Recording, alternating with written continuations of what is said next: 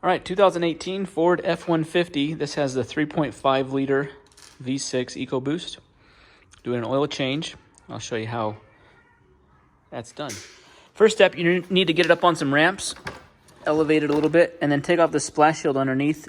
There's 4 8mm bolts on it. You see 1, 2 in the front, 1 on each corner. The truck now, I have the splash shield off. This is on the passenger side. So from the passenger side looking in, you can see the drain bolt. It's just a plastic yellow drain bolt like this. Some of them have a hex in here that you could put a squared off, where you could put like a ratchet. Or you'll find them that have just a little tab and you can turn it. These don't need, you really don't need tools to remove this. This one has this square. I'll put a little ratchet and just loosen it up, but you don't want to pry this off. You don't want to mess with these tabs. That holds it in. So the tricky part of the oil change is because this drain hole in the oil pan is so big, when you remove this, you get a whole flood of oil coming out and it'll shoot down and make a huge mess. So what you need to make you a little bit of deflector here. So see this cardboard here? Get you just a piece of cardboard, and then when you take it off, see what I'm doing? I'm gonna hold it up here so it'll drain down, deflect into the oil pan to prevent a huge mess. All right, while you're waiting for the oil to drain out of the pan or drip out of the pan, we can work on the filter. Now, the key to the filter, we're gonna use a Ziploc bag, get a gallon size, and we're gonna replace it with this Mobil 1 M1 212A. But you don't even need tools. You can get your hand, you can take it off with your hand. But we're gonna put the bag around it so it doesn't drip oil all over there's like a drip pan. The front bumper here. And then up against the block, there you got your filter. So from underneath, laying on the ground, you can just spin it off. But if you see, it's gonna just drain right down. There's a little drip tray, but to avoid the spillage in that, I'm gonna put this Ziploc bag around it and then turn it off. All right, just with my hand, I was able to loosen it. So it's loose to the point where oil is gonna start coming out. So I'm gonna get the bag on it.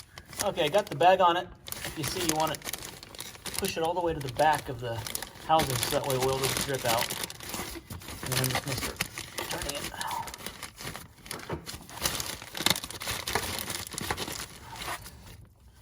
That way oil starts dripping and it'll just come right out of that. Drip right into the bag.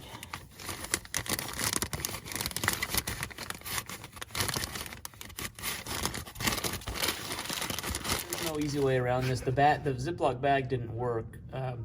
Because the front is elevated, so the front of the truck is lifted up, all the oil just flows out the back of the bag anyways, so there's no really getting around it. So the oil is dripping down on a pan. And if you see here, it drips down from this side, so you need to have a bucket. Just got a bucket with a garbage bag in it, or your oil catch can in there. So you have to wait for all that to stop dripping. You've got to really clean that up really good because the oil will keep dripping if you don't. This is just a messy oil change, guys. Just be warned. I think it's almost easier to take it somewhere because it's a mess. All right, you also want to check to make sure that the rubber gasket didn't stay on there. You want to make sure that that's a clean metal surface to put the new filter on. All right, new filter's ready to go on. Just put some oil on the rubber gasket so it goes on easier. All right, we're just gonna tighten it on.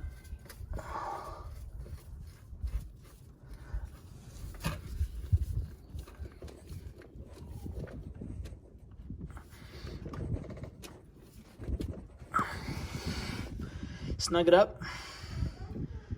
Now just gotta put the drain bolt back in, the drain plug, and then refill it. Okay, so got the drain bolt back in. It just snaps into, it just turns right in back into place. I didn't even need the tool. I just turned it in. You might need the tool to get this one out, but this is a pain in the butt, guys. Once you got this in and you fill the oil back in, you really just need to start get out the paper towels and clean up the mess because this thing makes a huge mess. All right, refill it with 6 quarts, 5W30. Oil fill there's just a little drain fill cap that comes off. Right down there is where you fill the oil, 6 quarts. All right, now the chore of cleaning all this up. So I've been working on it for a few minutes, but guys, be prepared to spend 15, 20, 30 minutes cleaning up your garage floor. Don't do this on an unsealed surface because it'll just stain the concrete, but this is a mess.